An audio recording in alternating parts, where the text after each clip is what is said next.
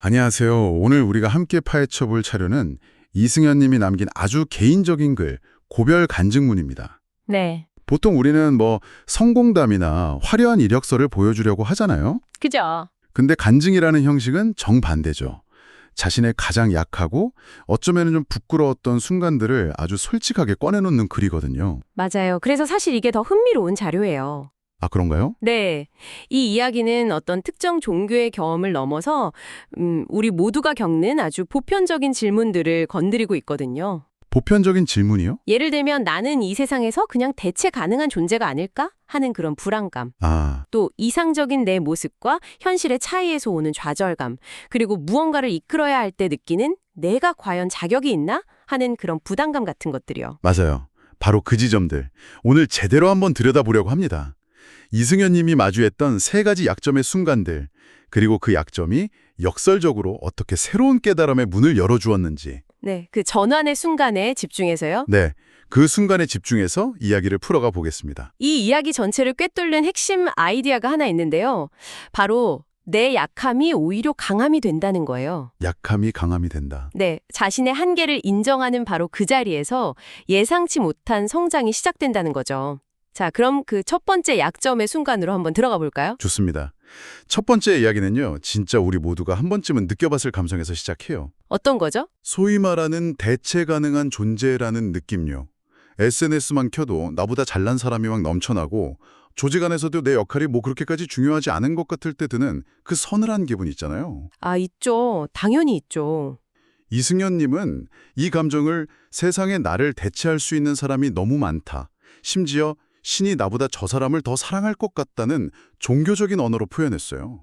이건 정말 깊은 자존감의 위기죠. 네, 자신의 가치를 다른 사람과의 비교 위에 올려놨을 때 빠지게 되는 아주 전형적인 함정입니다. 함정이요? 내가 저 사람보다 뛰어난가? 이 질문에 계속 아니요라는 답만 돌아오는 그런 상황인 거죠. 아, 그런데 이 깊은 무력감에서 빠져나오게 된 계기가 아주 뜻밖해요. 어떤 대단한 성공 경험이나 전문가의 조언이 아니었습니다. 그럼 뭐였나요? 바로 온 땅의 주인이라는 노래의 가사 한 구절이었어요. 노래 가사요? 보통 저런 무력감에 빠지면 거창한 자기계발서를 읽거나 막 해결책을 찾아 헤매게 되는데 노래 가사 한 구절이 그를 바꿨다는 거잖아요. 네. 그 가사가 뭐였죠? 나는 오늘 피었다 지는 이름 없는 꽃과 같네. 바다에 이는 파도, 안개와 같지만 주는 나를 붙드시고 부르짖음 들으시며 날 귀하다 하시네. 바로 이 부분이었어요. 여기서 정말 놀라운 심리적인 전환이 일어납니다. 어떤 전환이죠? 그냥 좋은 말로 위로받았다 이런 것과는 다른 건가요? 훨씬 근본적인 변화죠.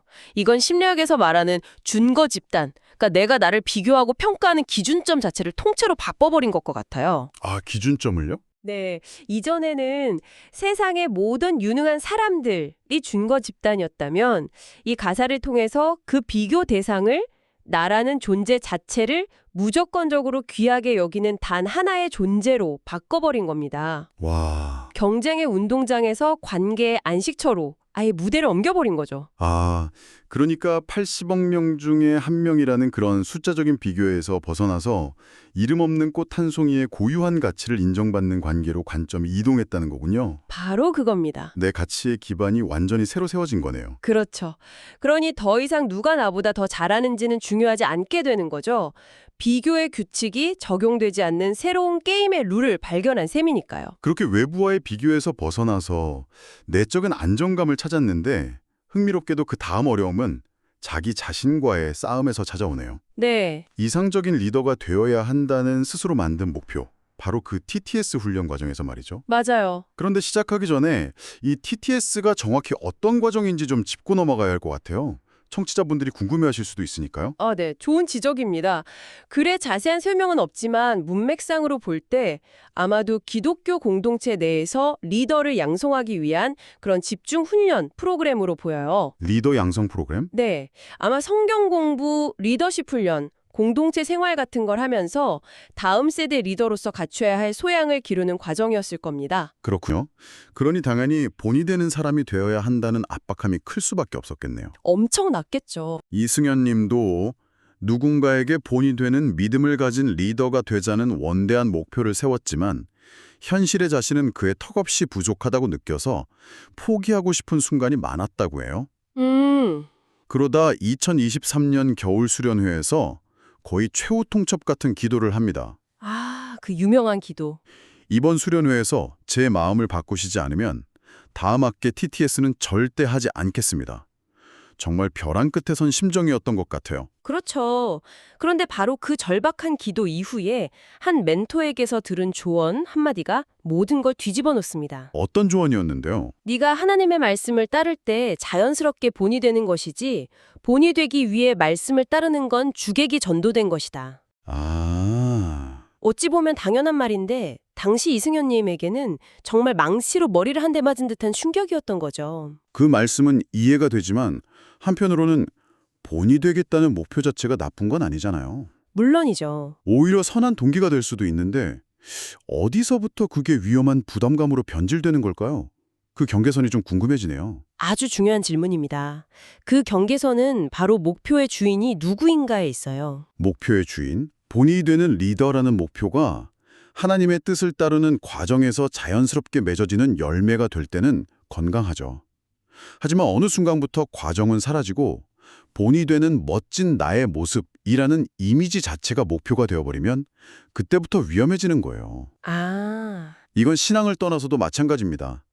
행복한 가정을 이룬다는 목표가 어느새 SNS에 올릴 만한 완벽한 가족 사진을 찍는 걸로 변질되는 것과 같아요. 썼다는 글의 고백이 바로 그 뜻이었네요. 정확합니다. 스스로 만든 이상적인 목표에 그냥 짓눌려 버린 거고요. 그렇죠. 평안을 얻기 위해 시작한 일이 오히려 자신을 올가매는 족쇄가 된 아주 아이러니한 상황이죠. 이 깨달음을 통해 그는 완벽한 리더라는 부담감을 내려놓고 그저 하루하루 말씀대로 살아가는 과정, 그 자체에 집중할 수 있게 된 겁니다. 미래의 이상적인 모습에 대한 부담감을 내려놓고 현재의 과정에 집중하게 됐군요. 그런데 마지막 어려움은 과거에 대한 후회에서 찾아옵니다. 네, 맞아요. 리더로서의 임기를 마친 뒤의 이야기인데요. 주변에서는 좋은 리더였다고 칭찬했는데 정작 본인 마음속에는 후회만 가득했던 거죠. 그때 이렇게 말하지 말았어야 했는데, 더 열심히 했어야 했는데 하면서요. 이건 정말 많은 리더나 부모님들이 겪는 감정이죠. 내 눈에는 부족하고 실수했던 순간들만 계속해서 떠오르는 겁니다. 맞아요. 이 후회의 감정이 얼마나 지독했는지 과거로 돌아가면 더 잘할 수 있었을까?라는 질문에 계속 사로잡혔다고 하죠. 그런데 이 후회의 사슬을 끊어낸 사건 역시 아주 극적으로 찾아옵니다. 2025년 여름 수련회에서요. 어떤 사건이었죠? 자신이 처음 리더로 섬겼을 때 돌봤던 한 후배를 우연히 마주친 거예요. 네. 그런데 그 후배가 이번 수련회에서는 리더가 되어서 조끼를 입고 서 있더라는 거죠. 와. 그 모습을 보는 순간 과거의 모든 후회가 한순간에 다른 감정으로 바뀌었다고 합니다. 어떤 감정이었을까요? 바로 나의 부족함 속에서도 누군가는 성장하고 있었구나 하는 그런 깨달음이었죠. 와. 자신의 실패라고 생각했던 그 시간들이 사실은 다른 사람을 키우는 밑거름이 되고 있었다는 걸 눈으로 직접 확인한 거잖아요. 그렇죠. 이건 단순히 후회가 사라지는 수준이 아니라 자신의 과거 전체를 다시 평가하게 만드는 엄청난 경험이었겠네요. 맞습니다.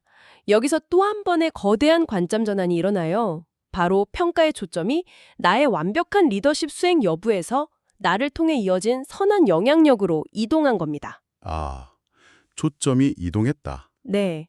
이전까지는 자신의 행동 하나하나를 현미경으로 들여다보면서 잘했다, 못했다 막 점수를 매기고 있었다면 그 순간 훨씬 더 큰 그림, 즉 시간과 관계 속에서 내 역할이 어떤 의미를 가졌는지를 보게 된 거죠. 내 평가는 F학점이었을지 몰라도 전체 이야기의 결말은 해피엔딩으로 이어지고 있었다는 걸 목격한 셈이네요. 그렇죠.